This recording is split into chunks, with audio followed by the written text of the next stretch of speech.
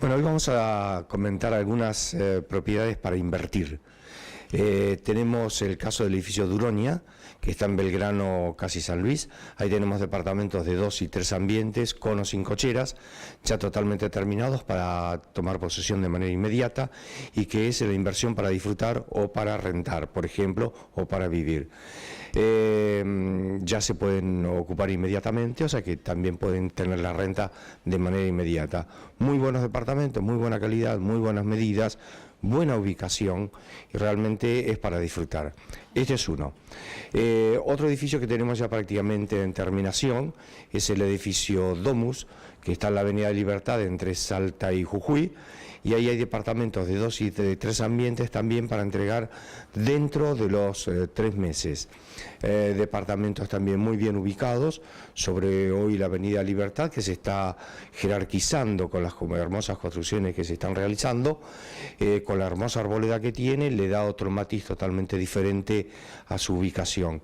3 cuadras de la playa, 5 cuadras, 6 cuadras de pleno centro, una ubicación excelente. Ahí tenemos departamentos de 2, 3 ambientes que también, al igual que el anterior, sirven muy bien como para invertir o como para vivir de manera permanente, o en este caso también turismo. Y después, como tercera opción, tendríamos el edificio Neptuno 34, otra ubicación totalmente diferente, Bolívar esquina Viamonte, también en entrega para 2 meses.